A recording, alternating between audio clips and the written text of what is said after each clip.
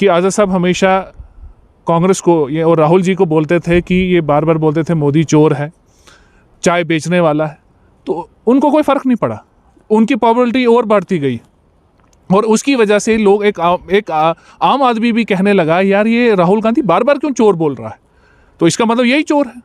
वैसे ये बात हो गई कि ये जितना भी आज़ाद साहब के खिलाफ बयान देंगे तो आज़ाद साहब की ज़ात पे कोई फ़र्क नहीं पड़ेगा, वो ऐसे ही फ़ख्र हिंद नहीं है और ऐसे ही उनको खिताब नहीं पड़ा और ऐसे ही उनको अवार्ड पद्म विभूषण नहीं मिला, उनको एज ए कांग्रेस प्रेसिडेंट भेजा गया। वो कांग्रेस प्रेसिडेंट उनको कोई इज्जत के लिए नहीं भेजा था।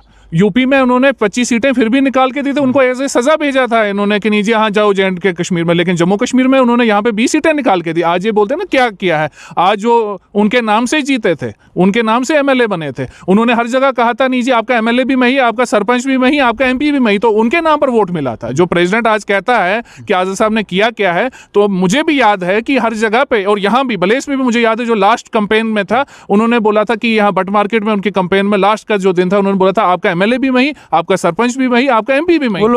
आप देख रहे हैं स्ट्रेट लाइन और मैं हूं आमिर जफर।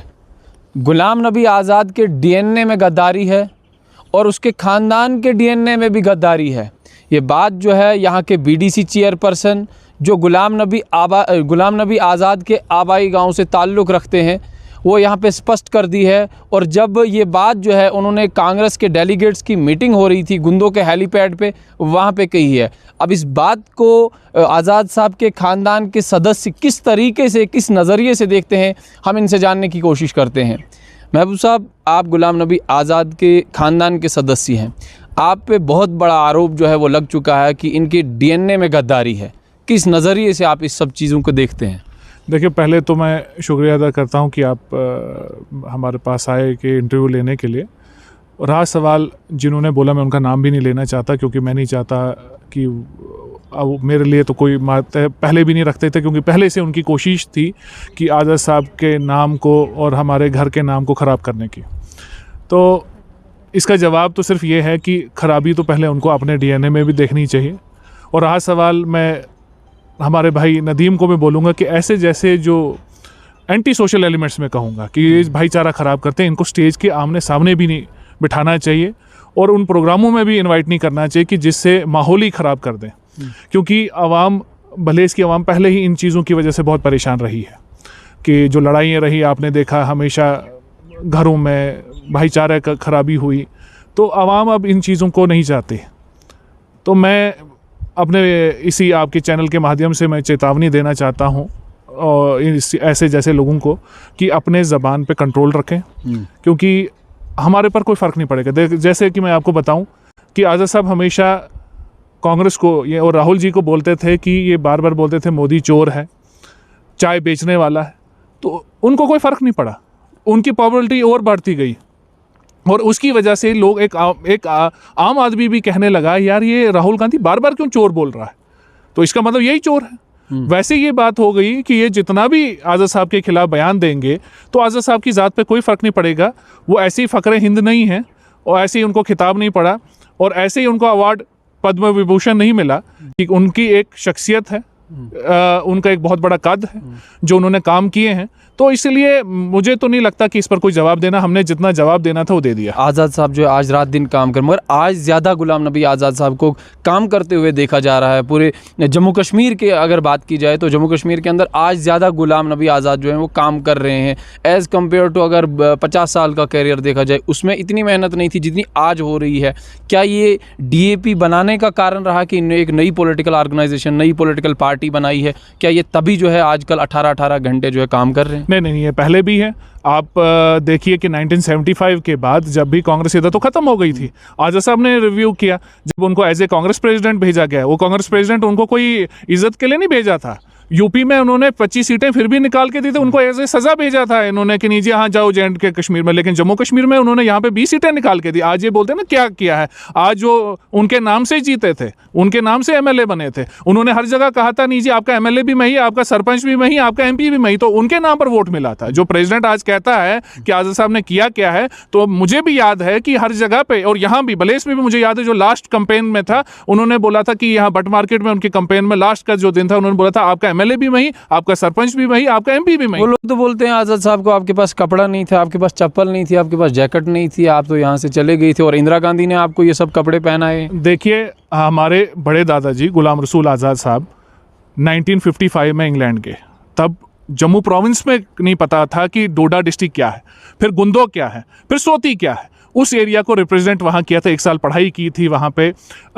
और उसके बाद जब आए थे उनको पूछा गया था कि आपको क्या चाहिए, तो उन्होंने हायर सेकेंडरी मांगी थी। बाकी लोगों ने अपने अपने ज़ात के लिए अपने बच्चों के एडजस्टमेंट कराई। जितने भी लोग बाहर के लोग थे उन्होंने बलेस के लिए मांगा। फिर रोड मांगी, ठाठरी किलोत्रान उनके नाम से ही, जो पुराने बुजुर्ग हैं उनसे पूछिए। अब हम नौजवान, हमें भूल गई है हिस्ट्री, हमें तो अपने फादर की हिस्ट्री नहीं याद है, तो हम बड़े लोगों की कुर्बानी कहाँ याद रखेंगे। तो उनकी कुर्बानी से हम और अच्छे से उससे भी पीछे आप जाए, हमारे जो परदादा जी खुजरजो जी जब पुराने बुजुर्गों से सुनता था कि जब अकाल पड़ता था बलेस में तो उनसे राशन लिया जाता था। मतलब वो कितने सालों सालों फ्री में ऐसे बोलते थे कि हम उधार लेते हैं, उनसे पैसे उधार लिए जाते थे। तो तब से हमें ज़रूरत नहीं थी किसी के चप्पल की या किसी के जूते की। अल्लाह ताला ने हमारे ख़ानदान को पहले से ही नवाजा था। और ये नहीं बोलूँगा इसमें फ़ख्र की बात है, लेकिन जम्मू में 1975 में हमारा घर था जब किसी को पता ही नहीं था जम्मू होता क्या है। मतलब हमें वालिद सुनाते कि जंगल होता था पूरा जम्मू। तो अब आज सुनाएंगे कि आपके पास क्या, अगर हम जाएंगे कि इनके पास क्या क्या है तो फिर बहुत से वो हम उनके अटैक हो जाएगा, तो पर्सनल अटैक हो जाए और ज़ात पर किसी पर खेलना नहीं चाहिए। और आज़ाद साहब की तो हमारे को प्रॉपर गाइडेंस है कि जब मैं किसी की ज़ात पर नहीं जाऊँगा तो मेरा वर्कर, मेरा रिश्तेदार भी किसी की ज़ात पर ना जाए। महबूब साहब, आपसे जानना चाहूँगा कि अब आपको आरोप भी लग चुका है कि जो DAP है ये कम्युनल फोर्सेस का साथ दे रही है। जो वकार रसूल साहब ने साफ़ तौर पे कहा, परसों एक डेलीगेशन जो थी वहाँ पे, उन्होंने साफ़ तौर पे कहा कि DAP जो है कम्युनल फोर्सेस का साथ दे रही है। ऐसा क्यों है?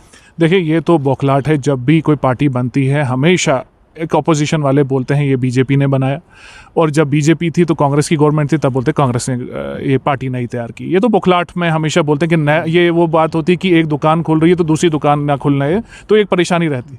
रहा सवाल अगर आज़ाद साहब को कम्युनल फोर्सेस का या ऐसा कोई दिल में होता या उनकी आइडियोलॉजी वैसी होती तो वो अभी रिसेंटली सुना होगा आपने बयान जहां उन्होंने बोला कि कांग्रेस, हम चाहते हैं कि कांग्रेस गुजरात में अच्छा करे, हिमाचल में अच्छा करे, क्योंकि उनकी सेकुलर आइडियोलॉजी है।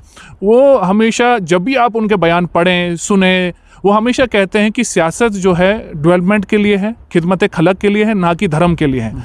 परसों उद्यानपुर में भी उन्होंने कहा अगर जिसको रिलीजियस बातें करनी है तो वो मंदिर और मस्जिद में बैठें, वहाँ पे अपनी इबादत करें, ना कि लोगों को और भाईचारे को भड़का के डिवाइड करें। तो ये तो बौखलाहट में कहते हैं। और रहा सवाल दूसरी, उनकी पहले से रहा है डेवलपमेंट का माइंड, और पार्टी बनाने का मेन मकसद था कि उन्होंने इतने सालों में, खासकर 2014 में जब इलेक्शन हार गई थी UPA, उसके बाद से उन्होंने बहुत सारे सजेशंस पार्टी को दिए कि ग्रास रूट लेवल पर कैसे पहुंचाए पार्टी को। और जो हमारे जनरल सेक्रेटरीज होते हैं ऑल इंडिया लेवल पे, वो सिर्फ पोस्ट पकड़ के घरों में बैठते हैं।